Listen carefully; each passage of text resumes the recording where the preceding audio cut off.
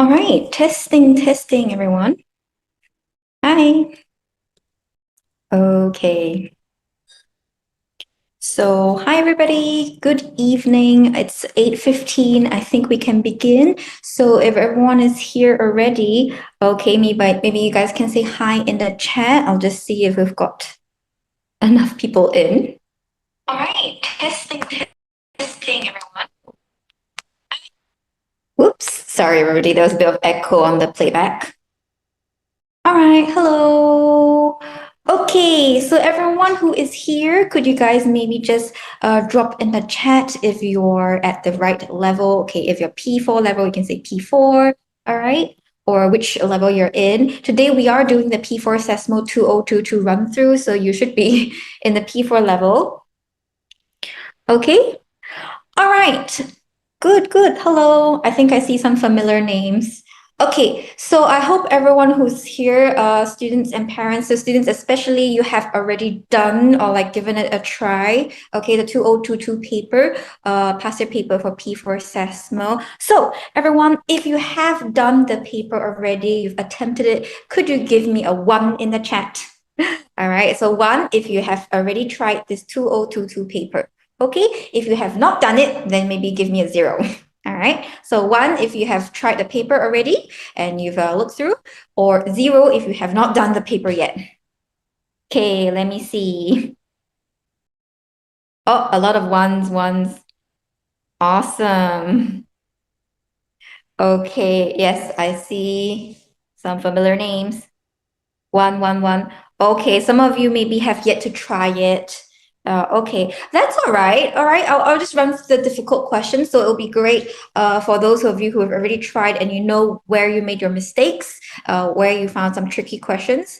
All right, so for the subsequent sessions in the following weeks, I will recommend everyone please do the paper, give it a try before you come for the session. It will be a lot more beneficial. Okay, we've waited about 2 minutes, so I think we can begin. So everyone, I don't think we'll be able to cover all the questions tonight, right? There's quite a bit to cover. So I'm just going to be picking some of the more difficult ones, and then I'll leave time for Q&A at the back. So if you have any special requests, you can let me know in the chat later, all right? So I'm going to start by jumping actually straight to the back first. A lot of the difficult questions will appear towards the end. All right, so we'll start off with this one, everybody. Hang on. Okay, here we go. Question number 18. All right, did you guys have a fun time with this one? Okay, this was our counting triangles, right? So I just wanted to give everyone some tips on when you see such questions. Now, first of all, when you see a very symmetrical figure, what you can do is try to split that in half and you just look at half of the figure first. Okay, so over here, I'm going to look at the left half of the figure and whoops, everybody, my pen is going a little crazy. All right.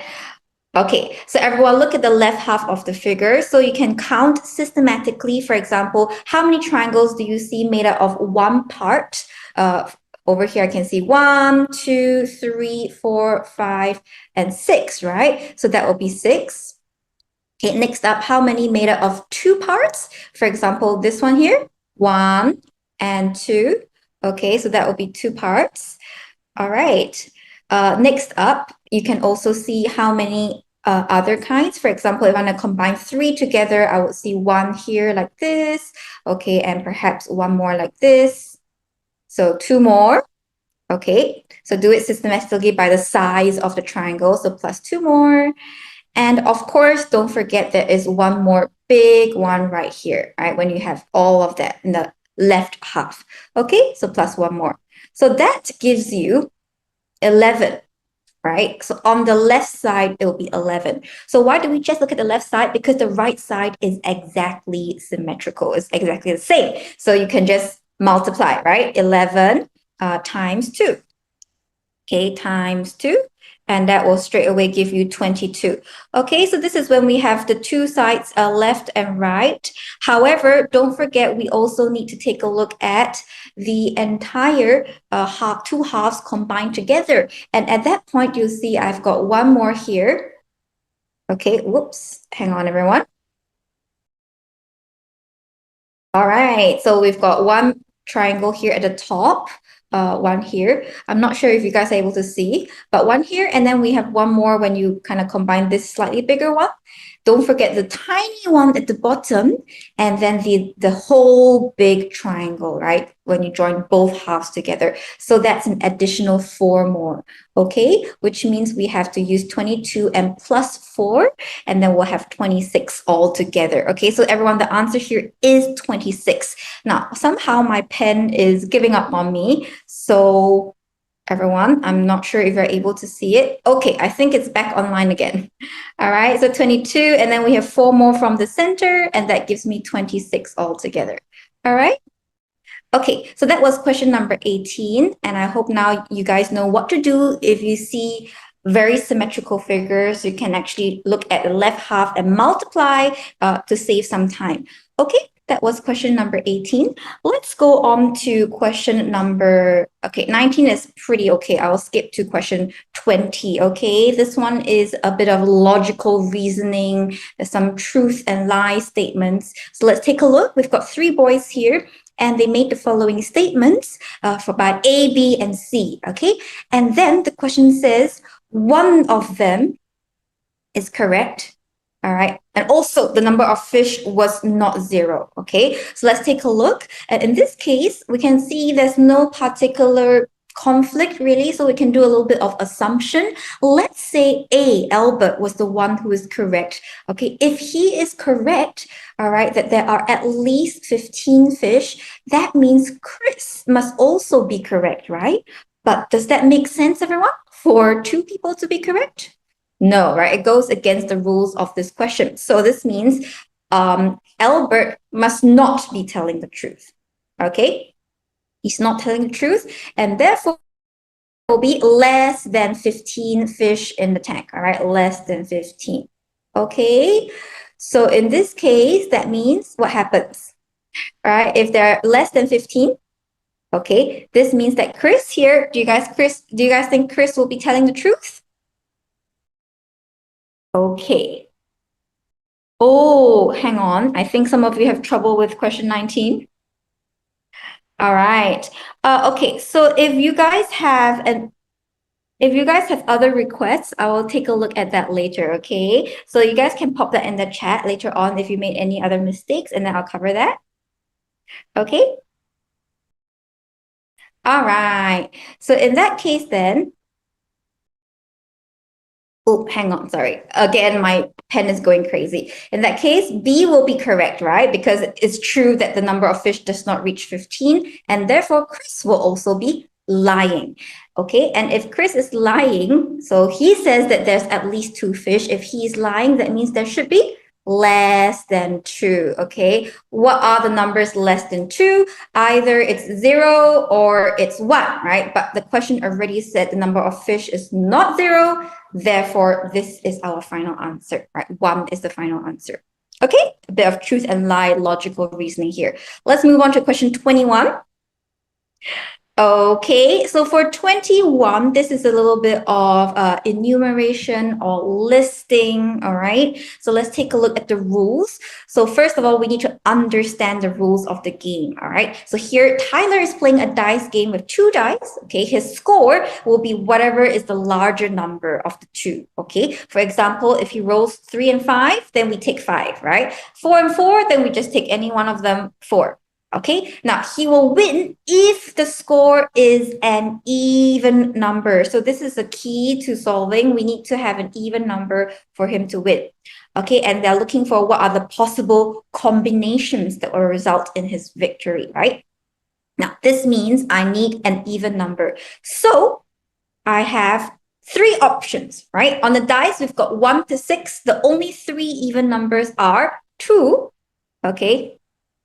My pen, okay, 2, all right, and 4, okay, as well as 6, right? These 3 numbers. And in every case, we need the 2 or the 4 or the 6 to be the bigger of the pair in order for us to have the even number be the final score. So let's think about it. What are the possible combinations if 2 has to be the bigger one, or both of them are true? So it could be 1, right, or 2. okay, paired with 1 or 2. So don't forget 1 and 2, we've got 2 variations, 2, 1 or 1, 2. Okay, for 2, of course, it's only one combination, right? When both are 2 at the same time. Okay, then for 4, there will be way more combinations because I can have them paired up with 1, 2, 3, or 4. But you'll notice a certain pattern. For all the other numbers except 4, 4 will only be one combination, 4 and 4, right? For all the others, I have 2 different ways. I could have first dice is 1, second dice 4, or the first one is 4 and the second one is 1, right? So all of them have 2 combinations. So now we can speed that up a little bit, right? I see here I've got 1 possible combination times 2 plus 1. Okay, so that makes it 3 here. Now, in this case, sorry, everybody, my pen is not really cooperating. 3, okay? Now, for 4, then I have 1, 2, 3, and in each of those, I will have 2 different ways to arrange. So 3 times 2, and don't forget, plus 1 more with the 4 and 4. That gives me 7. Then for 6, there are way more numbers, right? 1, 2, 3, 4, 5, as well as 6. Okay, so this means the first 5 will have 2 different ways to arrange. 5 times 2, 10, right? And then we add in the 6. Okay, sorry. We add in 1 more, not the 6. 1 more because for the 6, it will just be 1 arrangement, and that gives me 11. Okay, finally, we can sum that all up. 3 and a 7 plus the 11 all together, right? That will give me a total of 21. Okay, so final answer for the 21st question is 21. All okay? All right. So any questions, I'll take them later. Okay, let's just try to run through as many difficult questions as possible. Okay, next one, we have question number 22. Okay, so this one, where did we learn this? This is our work word problems, which we have covered back in P3. All right, so I think there were a couple of errors here. Those of you who did hand in your answers for me to mark, okay, there was some mistakes over here. So if you find yourself forgot about this topic already, please go back to review. All right, now in this topic, the most important thing, okay, is to be really clear on who's doing the work, how long they take, and then what is the final product that they made, right? So here we have some robots. Okay, the robots, and then they spend a certain amount of time, okay, to make some number of cars, right? So this is the kind of process that they're doing here. So now I have 4 robots, and then they assemble 13 cars, right? This is the final amount they made. 13 cars in how many minutes? Here, the time is 15 minutes. Okay, so you can write out this way. Now, our end goal is to look for 14 robots, right? 14 robots in 3 hours. That's our final goal. So first of all, let's deal with this pesky 15 minutes. I want to make it into a nice hour. So we can turn this still 4 robots, all right, but into 1 hour. So of course, use a bit of common sense here. If you are able to have more time to work on your factory here, you will have more products, right? And the relation here is a times 4. 15 times 4 is an hour. So same thing, 13, I will also times 4. That will give me 52 cars. All right, 52 cars. Okay, but how do I go from 4 to 14? Now, first of all, let's change the hours to 3 hours. So same thing, I still have 4 robots, but now, in fact, I want 3 hours. So I have another times 3, right? 3 times of the time here. Okay, that gives me 156 cars. Okay, so now from 4 to 14, how could I turn that into 14? So you can divide by 4 and then times 14. But another little shortcut we could do is to turn it into 2, divide by 2. Then from 2 robots, you can just times 7, right? And it'll become 14. Okay, so 2 robots. How do we get 2? 2 robots in the same amount of time, 3 hours. Okay, so you now have half the number of robots working on the cars, which means you will half your product as well, right? So 156, if we divide by 2, that will give us 70. Okay, 78 cars. Okay. So last of all, from 2 robots, I want to go on to 14 robots. I have 7 times of the number of robots. That means in my final answer, I should also do 78. I will times by 7 as well. All right. Maybe let me get you guys to do a little bit of calculation for me. Anyone found the answer? 78 times 7. Okay. Oh, yes. 546. I saw some of you say 546. Good job. Okay, 546. That's correct. So 546 will be the final answer here. All good? So it's not that tricky. You just have to write down, how many are working on the job, how much time is taken, and what is the final product they made, and then look for how you can do step by step to your final job. Okay, just remember, if you have more time, then you can make more, right? Also, if you have more robots or more people working on the thing, you can also make more, all right? So the relationship is positive there. Great. That was question 22. Okay, let's move on to, all right, over here. I have question number 23 now. I think this one, there were quite a bit of mistakes here. Okay, so let's take a look at question number 23. I have 2 identical squares and a rectangle. Okay, so these 2 squares are identical. And over here, the area of the square is 64 cm squared. So this one's 64, right? So this one would also be 64. What else did they tell us? They also told us that the area of this rectangle is 96. Okay. All right, we've got A, B, C, D are all vertices on this rectangle and squares, and the breadth of the rectangle is 6 cm. So over here, this bit is 6 cm. Okay, so my tip I've mentioned to students in my class before for all geometry problems, please try to label out all the information from the question into your diagram, okay? So that you have all the info there in one go to take a look at it. So this is 6. All right. Now, first things first, everyone, I'm sure you'll be able to find the side of the square. If the area is 64, what is the side of the square? Can you guys type in the chat there for me? Yeah, if area is 64 of a square and we know it's side times side, the sides are all the same, right? Okay, this means the side here will also be 8. Okay, hope you guys managed to work that out. That's good. The length here is 8. So don't forget, it means this part is also 8 as well. All right. Oh dear, everyone. Hang on. Okay, so this is also 8. And our other square at the bottom here is also 8 as well as 8. Okay, so can label out everything that we do know. Now, how are we going to solve for the shaded area? It's made out of some strange, funny shapes, right? So in this case, instead of actually looking for each part of the shaded area, what we could do is take a more regular shape and minus away the blank parts. So what is left behind will be the answer. Okay, for example, let me draw in some helping lines for everyone. Okay, what if I actually draw in the helping lines to make a regular rectangle like this? Okay, a regular rectangle. So we know how to find the area of this large rectangle, right?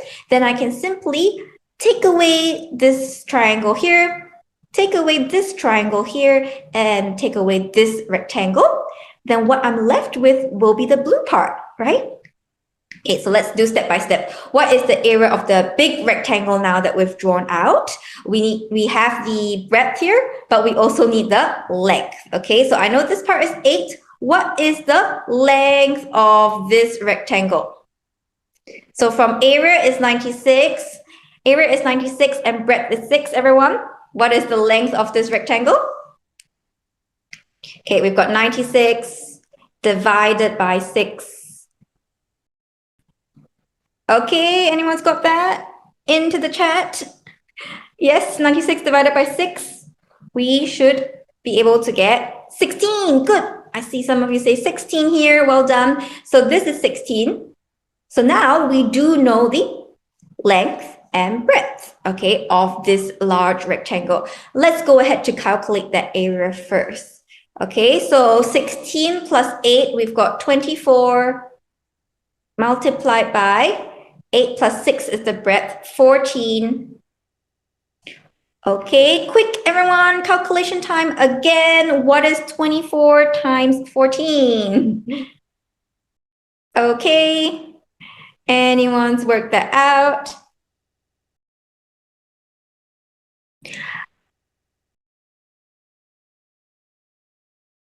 All right, 24 times 14.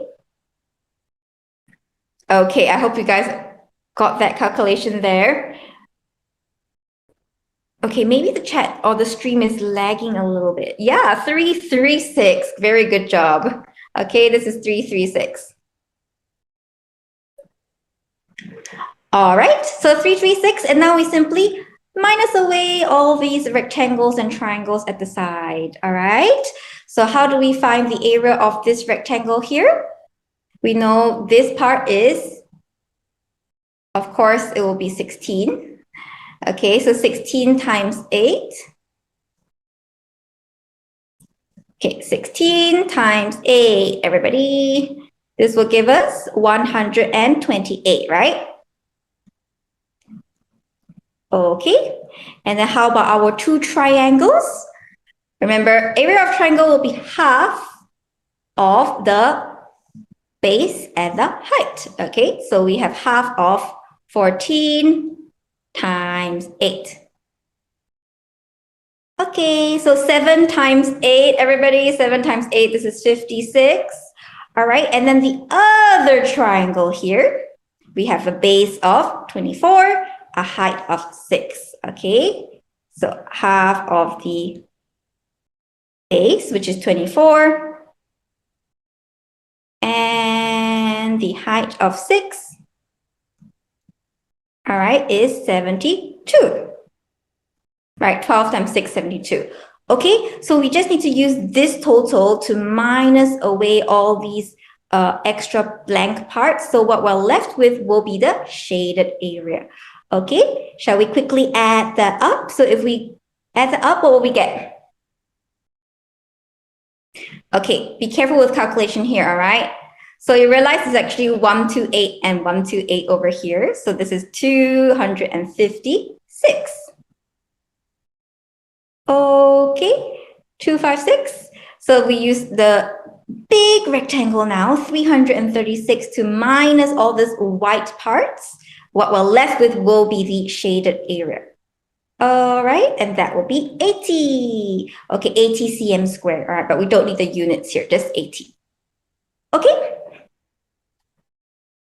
All right, so remember, if there's no like obvious way to work out your your weird composite shape, think about making a bigger regular shape and taking away the parts that we don't want.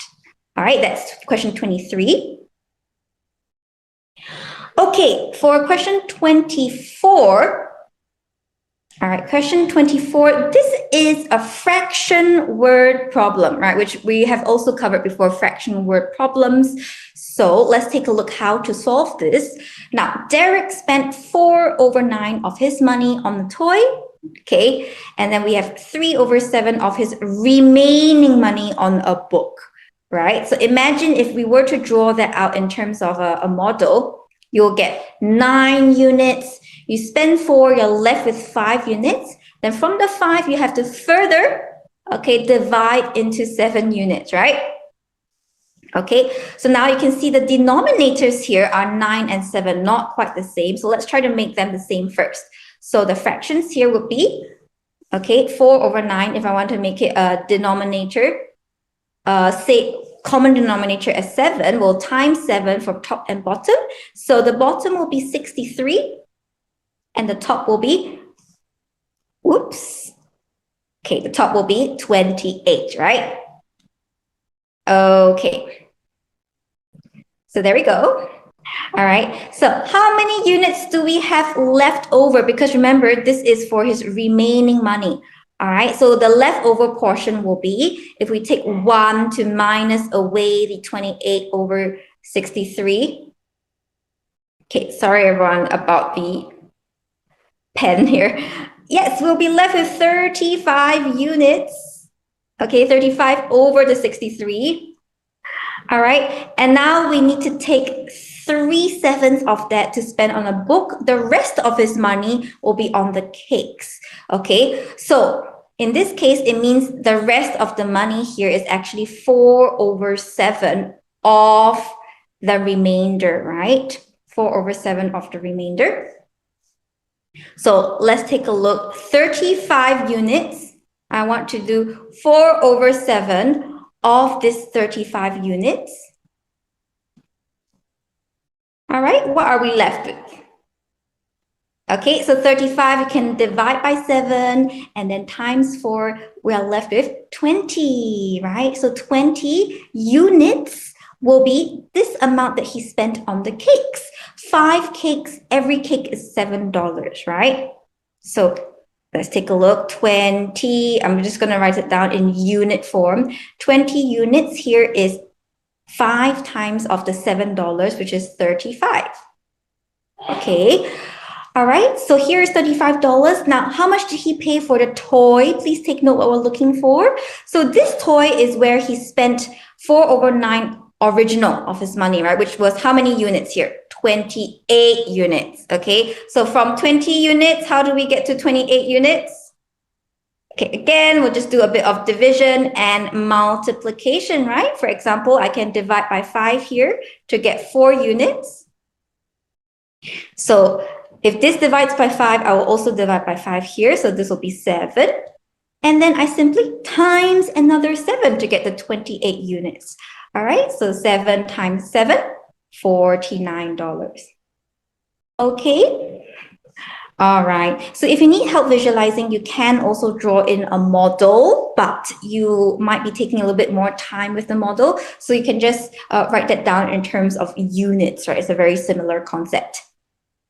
Okay, that was question number 24. And our last question of this paper is a cryptarithmetic problem, right? Question 25. Okay, number puzzles. All right, I believe we have learned this before. What do we do if we see subtraction? Okay, oops, sorry everybody. What do we do if we see subtraction in our number puzzle? Now, subtraction is not very nice to deal with, right? We usually don't want to work with subtraction. Okay, we want to turn that into an addition, all right? Turn that into addition. Okay, addition is generally easier to look at and is easier for us to solve. So in terms of addition, this would be ADA, right? ADA. And we add on the BAB. Okay, so for those of you who are asking, we will end at about 9:15. So we do have about half an hour more. Okay, BAB. All right, and then everything there adds up to DECD. Okay, so let's draw that out here. Okay, so from here then we'll be able to see a lot of clues already, right? So remember when we add up two numbers together, what is the maximum carryover, right? Maximum carryover when I add up two numbers, and you see this D above it, no numbers. So this D must be because of carryover. And so this means the only possible value for D has got to be 1, right? We know that D equals to 1. There we go. We already found 1 value. Okay, so this D is 1 as well. Now let's think about it. Is there going to be any carryover? Okay, A plus B, is it 1 or is it 11? Okay, so let's say it's 1. It means the A and B, one must be a 1, right? There's no other choice. But remember, the question said every letter here stands for different digits. So if D is already 1, B cannot be 1 as well. All right, and this means right here, okay, A and B do not add up to just 1. They do add up to 11. There will be a carryover. Okay? All right, so right here, let's write in. I will have a carryover because A and B gives me 11. Okay. So now A and B is equals to 11. All right. Also, let's take a look. Will there be carryover from this tens column over to the hundreds? Okay, so if there was no carryover, then A and B should be 11, right? But look at it here. E is a different letter. It's not D anymore. So this means there must be a carryover that changes the answer here for the ones digit, right? So now instead of 1, it becomes 1 plus the extra carryover. So we know E must be 2. Okay? All right. So we found the second value here. E equals to 2. Okay. Oh, I forgot to write in here, D is equals to 1. So now what is left is to take a look at this particular column, okay? What we know is that A, when I add on 1, the D, right? D is 1, okay? Plus another carryover of 1. What does that give me? It gives me a C, but don't forget that it's a carryover, so that's a tens that we carry over. So actually 10 plus the C, right? Okay, so let's take a look. A plus 2 equals to 10 plus C. So it means that A, okay, if I plus 2 and I minus away the 10 here, it will be equals to C. Or another way, what that means will be A is actually 8 more, right? Over here, A is 8 more than C. Okay, so now we can think about what are the possible values of A and of C. So if let's say C was 0, then A will be 8, right? So far, so good. Okay, can C be 1? Well, D is already 1, right? So C cannot be 1. All right, can C be 2? Okay, if C is 2, E is already 2, so C cannot be 2, right? Can C be 3? So once we get into this 3 here, then A will become a 11, a double-digit number, which is not correct either. So there we go. We've worked out C is equals to 0, A equals to 8. All right, so let's write that in here. If A is 8, okay, this right here will also be 8. So both of these are 8. And the C is a 0. So yes, by now I'm sure you guys have also worked out. This means that B will definitely be 3, right? So you can double check all of your calculation here. That should be no problem. So let's answer the question. The final question is looking for the 4-digit number A, B, C, D. So A is 8, B is 3, and C is 0, D is 1, right? So the answer will be 8,301. Okay? All right, so that was our last couple of questions, which I think more of you found tricky. And we have about our last 25 minutes. So, okay, what I'm gonna do is to open the floor now to any requests, okay, for any trickier questions you guys couldn't manage to figure out after looking at the answers and you want me to run through. Okay, I'm gonna be looking at the chat right now to see if I've got any requests. So you guys can let me know question what that you want me to go through.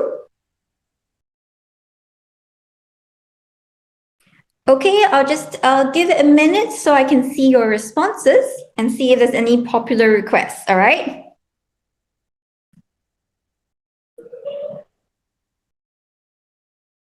Okay, Question 14. I see one request for question 14. Okay. Question 5, 19. All right, let's do 14 first, okay? And then maybe 5 and 19. All right, so question 4. Oops. Everybody, hang on. Ooh, where did it go for a second? That was scary. Okay, so question 14. Let's run back.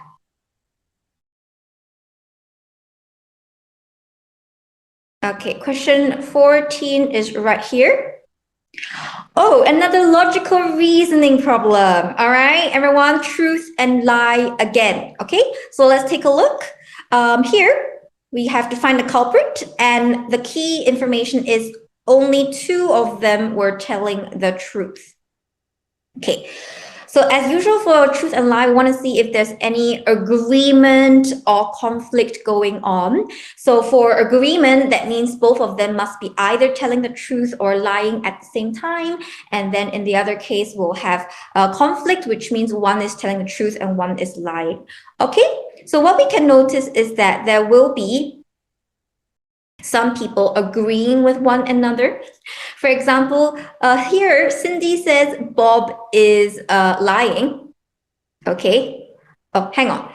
Let's take a look at one by one. So Andy here says C ate the cake.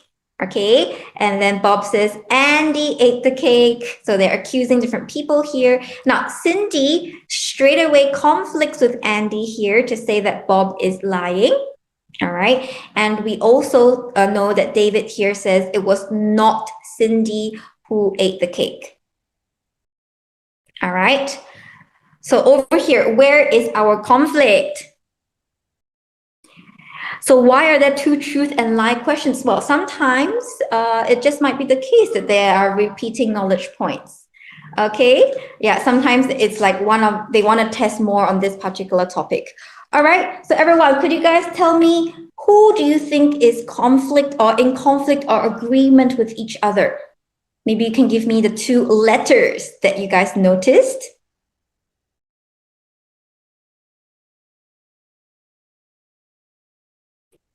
Okay, did anyone realize?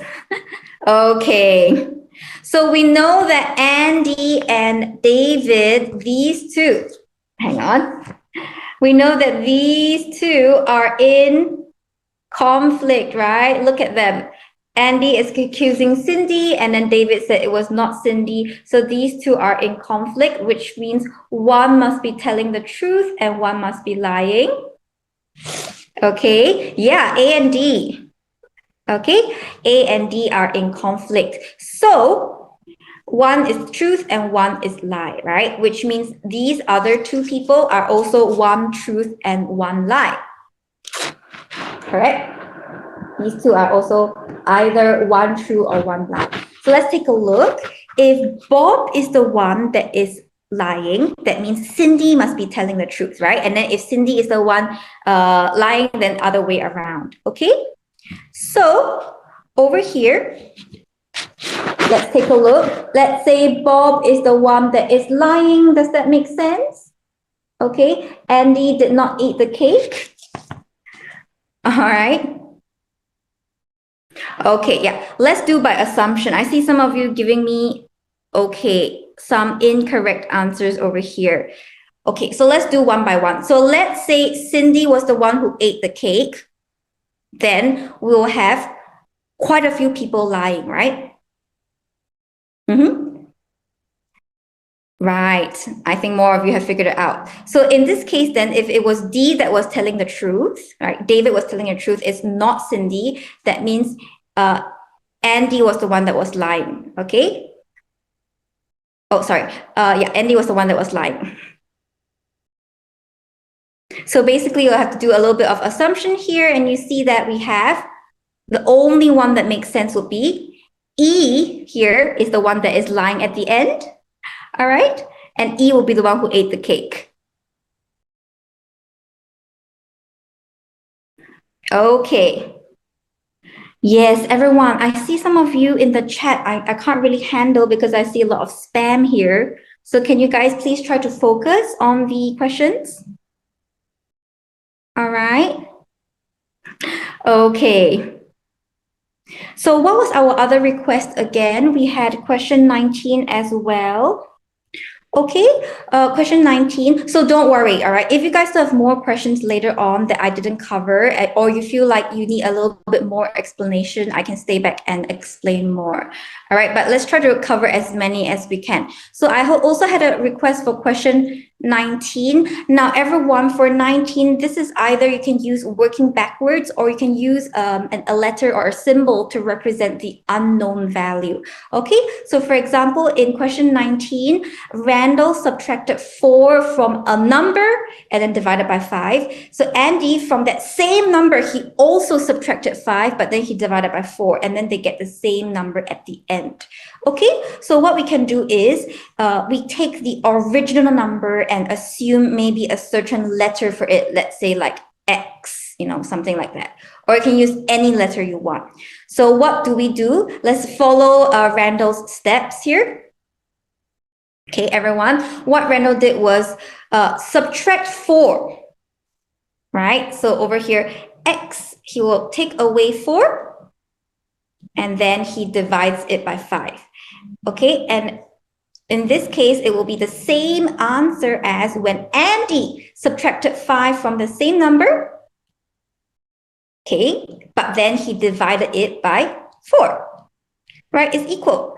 Okay, so in this case, let's try to get rid of the division sign so we can actually times 20 on both sides to get rid of that division sign, right? So that is equal. So what you realize here is that we have 4 times of the x minus 4 is equals to 5 times of x minus 5.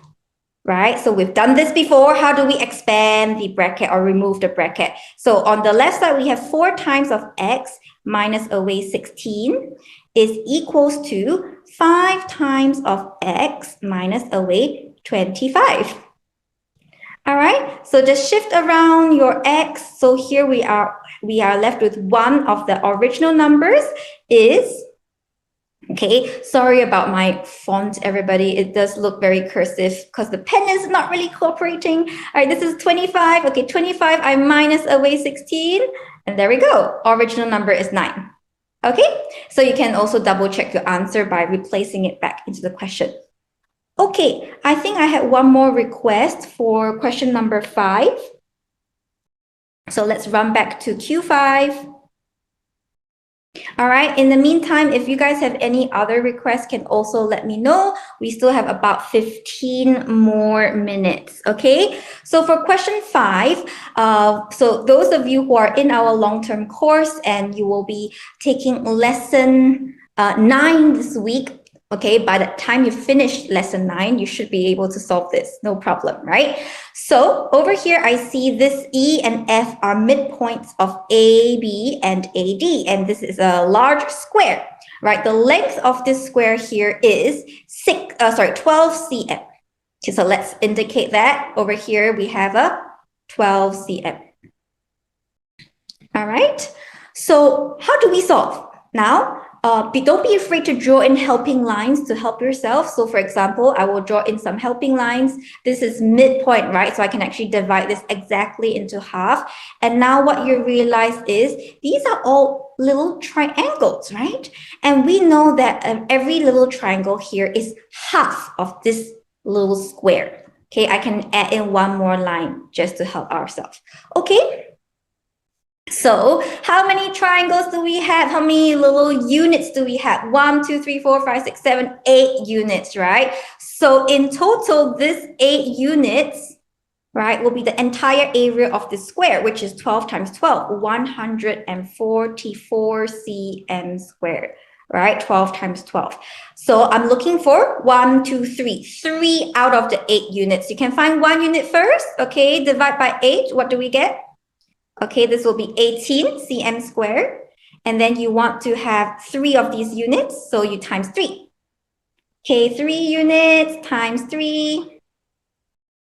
This will be 54 cm squared. Okay, so final answer here should be option B. All right. Okay. All right, let me just quickly run through. Any other requests? 9, question 11. All right, 9 and 11. Okay. Question 9 and 11. Okay, I see more requests for 9. Let's do 9 first. This one. So we have an ant here at the vertex of one cube. Okay, sorry, I think the figure is a little off. I think the ant was starting in probably this location, and it's going to only walk along the edges of the cube. It cannot repeat its path, right? And we also know that every length of the cube here, for example, one little edge here is 8 cm. Okay, so what is the greatest distance we can, the ant can cover? So we want to make sure we kind of draw in the longest path the ant can walk without repeating any routes, right, in one go. So this is a little bit of strategies or a little bit of planning, and you can try and error a little bit. What you realize is the longest route that the ant can take is actually one complete round at the top. So 1, 2, 3, 3, 4. Okay, sorry, everyone. My pen is not listening to me. Hang on, let's try that again. So 1 and 2, 3 and 4, right? So the top 4 edges, then we'll take the edge to go down. Okay, down. All right, and then we continue the square at the bottom. Okay, so you'll realize that we are not able to go up anymore because then you start to repeat the same edges. So you're stuck to the bottom. You can only do the 4 edges at the bottom. So if you count in total, we have the 4 edges on the top, 1 edge to go down, 4 more edges at the bottom. So in total, the ant has walked 9 of the edges, right? And since we know every edge is 8 cm, so 9 times 8, that will be equals to 72. Okay, that is the furthest distance the ant is able to walk. Yes, all right. Okay, I saw question 11 just now. Okay, question 11. And I also have a request for question 4. All right, we'll see if there's time. Okay, question 11, a really common mistake I saw.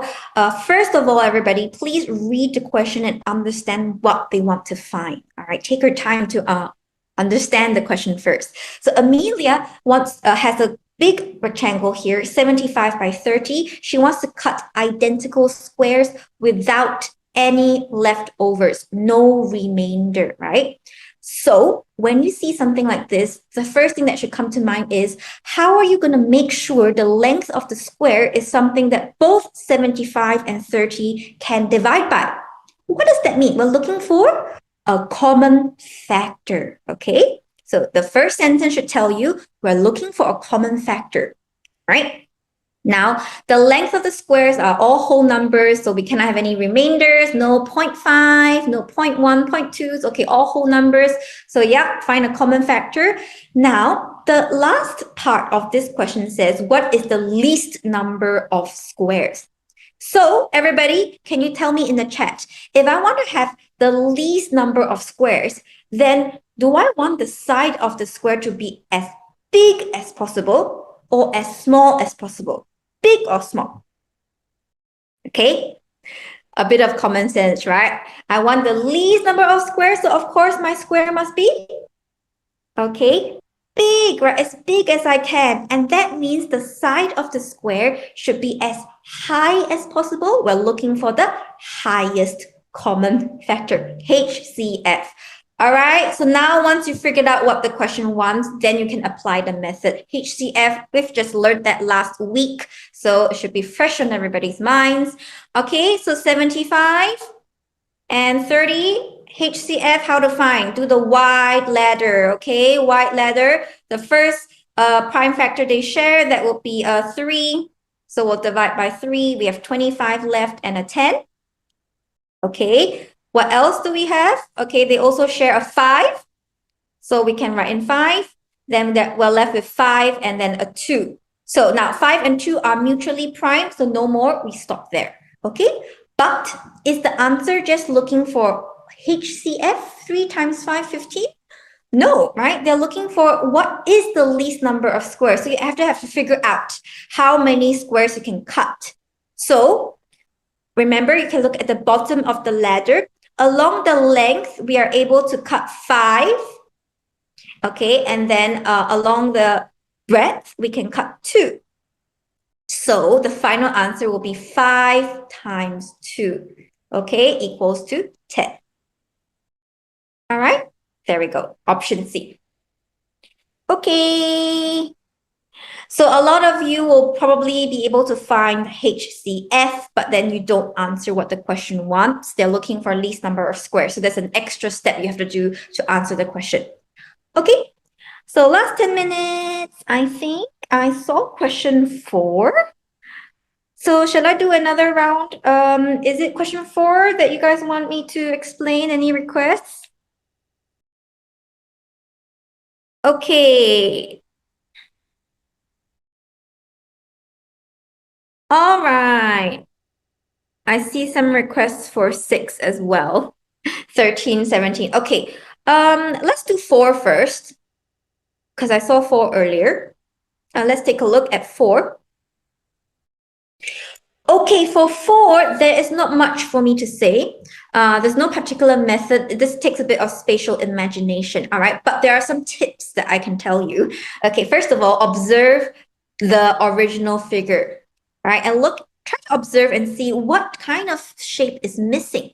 Okay, I have a little part sticking out here, and then a long board here that is missing, and then another little part at the back that is missing. So this means that your answer should have kind of 3 sides, right? Exactly 3 sides. So by elimination, you can cancel out E as well as A, because these two only have 2, right? 2 sides, but the missing shape should have 3. Now, the remaining answers, B, C, D, do have all 3 sides. So now then you have to observe and see whether you're able to fit them in. Okay, so what you realize for C is that the front part of C is really good. It does match up to this little upside down L shape here. However, please notice that your missing board at the back should be linked to the top layer, not the bottom layer, okay? Whereas for C, it's linked to the bottom layer, okay? So not correct either, all right? You can cancel out C. Then for D, you realize that this portion here is not the right dimensions, right? It's way too short to fit into what we want. So D is also out. So by elimination, B would be the right answer. Okay, so just double check that you are able to fit B inside. And then what you find is that you need to do a bit of rotation, a bit of flipping around for B to work. Okay, so if you flip it around, this part will match to, kind of rotate it 180. All right, this part will match to our upside down L here. And then this then will become the top part and it links to the back, right? So perfectly, it will slot in over here. Okay, so B is our final answer. Okay. All right. Did I see a request for question 17? Okay, I think we can take maybe 2 more questions. All right. Okay, so question 17. Also 13, was 13 a request as well? Okay, so on our way to 17, let's take a look at 13.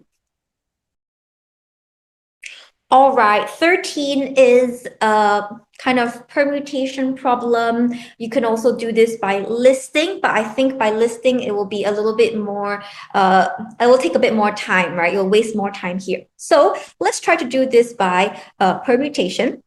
Okay, so we have 4 boys, can name them first, A, B, C, D, right? They each prepare 1 gift for a party. And now they want to receive a gift. Everybody gets 1 gift here. Okay, so what are the ways that they can receive the gift? Let's draw in some blanks here to fill in with the numbers later on. So at the side, I'm going to list out the gifts, okay? So the gifts by A, B, C, D. Okay, so let's take a look. So first of all, how many options will A have to receive gifts? Yeah, A cannot receive his own gift, right? So he can receive from the other three, B, C, or D. Okay, so this gives A 3 options. And then what's next for B? How many options? Now remember, once A receives a gift, for example, maybe A receives from B, right? So cancel out the option, no more. Then B has how many options left? A or C or D. So B will have 3 more options, right? So there we go. We'll cancel out one another option. So anyone, maybe B receives a gift from A. Okay. So now C and D are left. How many options for C? There's no choice, but just one, right? One option D. So there's only one choice. Okay. And of course, D will also only have one choice left. So then we'll link that together. Remember, it's by multiplication. Okay, and that means our final answer is equals to 9. Okay, final option is 9. Okay, 5 more minutes. Question 6 was a request, and I think question 17 as well, right? Okay, let's do 17 first and see if we have time to squeeze in question 6. Okay, what was question 17? Okay, question 17 is actually very straightforward. So let me just breeze through that very fast, all right? This is our shapes in equation. So first of all, you should be able to realize that we have this shorter one right here. Okay, hang on. All right. We can see this part. Okay. Sorry, everyone, my pen is lagging again. So we see the, whoops, what's going on? Haywire. Oh dear.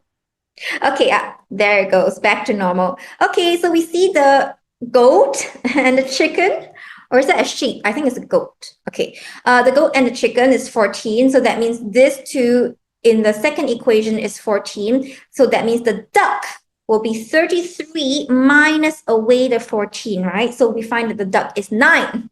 Okay, so if the duck is 9, we'll replace the first equation, duck is 9. That means chicken times chicken plus 9 is 100. Okay. Oh, sorry, not 9, 19. Okay. Yes. So then we'll take away the 19 from the 100. So we know chicken times chicken is 81. And then that's a square number, right? 9 times 9 is 81. Therefore, the chicken is 9. Okay. This one is quite straightforward. So let's have enough time for one more, I think. Question 17 is done. Okay, yes, question 6. Let's run all the way back to question 6 now. Okay, question 6 is also quite straightforward. We have done divisibility rules in the first lesson of the semester. Okay, so this is something you should be able to master. Let's take a look at the question first. I have 2022, this number, and we're going to write that consecutively 3 times. What does that mean? So it's a very long number, 2022, 2022, 2022. Okay, and then let's take a look which of these statements are correct. They're looking at the divisibility of 3, 6, as well as 9, right? What are the divisibility rules of 3, 6, and 9? So for 3 and 9, we know it's from the sum of digits. So quickly add up the sum of digits here. You can do a bit of grouping, right? 6 plus 6 plus 6. So the sum of digits here is 18. Okay, that means this is definitely divisible for 3 as well as 9. Okay, now is it divisible by 6? So remember, the rules for 6 will be made up of 2 rules. It has to be an even number, divisible by 2, even number, and also divisible by 3. Okay, so let's check, is this an even number? Take a look. Ends in a 2? Of course, even number. So it's also divisible by 6. Therefore, this number is a multiple of all 3. All right, A will be the answer. Okay, everyone, one final minute. Do I have one last request?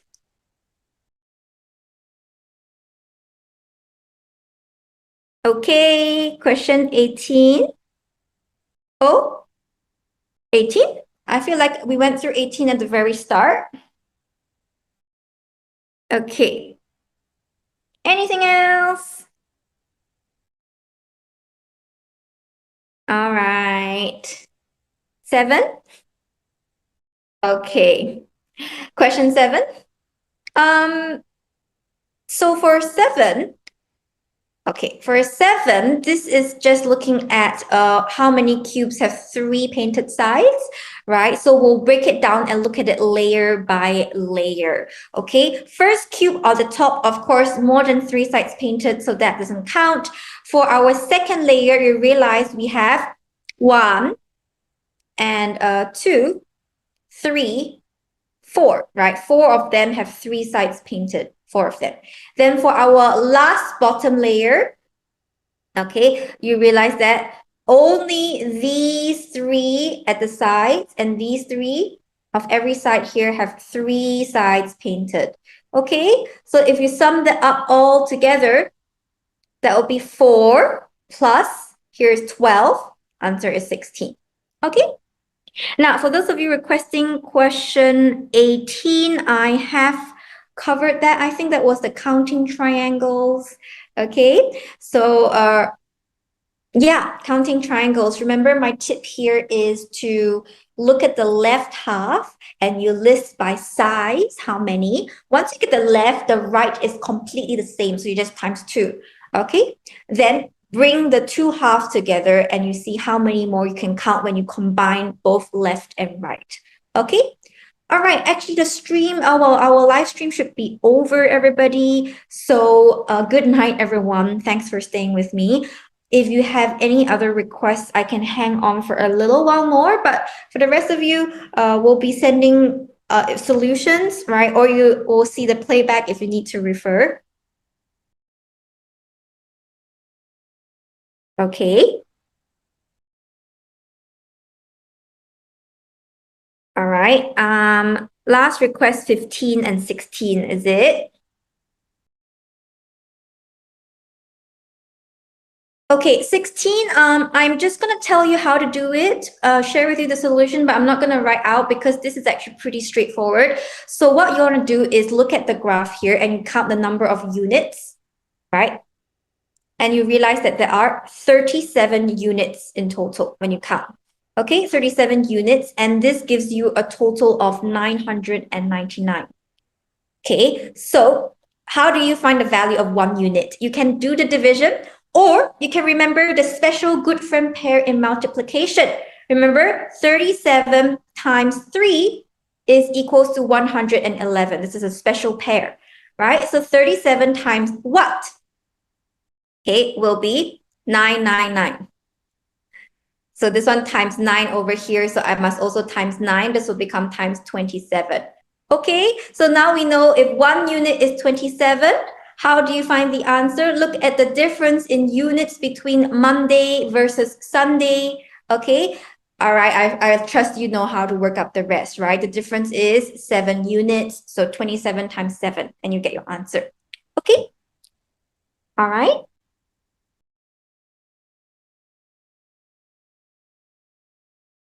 Okay, everybody, I think that will be it for now. Oh, 15, one more, right, with 15. Okay. For 15, H problem. Okay, so what we could do here is do a little bit of equation, right? So over here, we know that 5 years ago, Jennifer's age was 5 times of Jason's age. Okay, now Jennifer's age, now her age is 4 times of Jason's age. Okay, so let's say 5 years ago, Jason's age was 1 unit.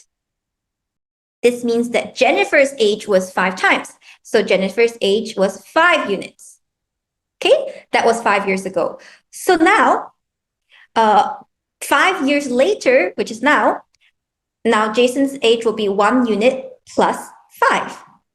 So if Jennifer's age is 4 times of that, so we times 4, this will be 4 units plus 20, correct?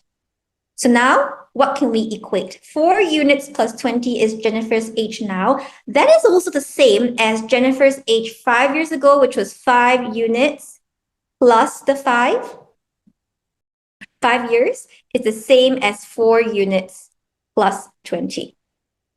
Okay, so we do a little bit of minusing, shift around. We know that 1 unit is equals to 20, take away the 5, 15.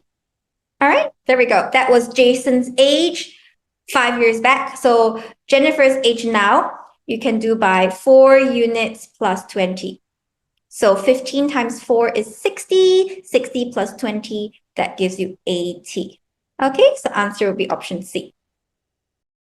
All right, I think that's really it for now. We've run past the time by 5 minutes. So yes, everybody, you can leave. Good night, everyone. Thank you for coming today, and we'll see you in the next couple of weeks. Okay, bye-bye. Good night, everyone.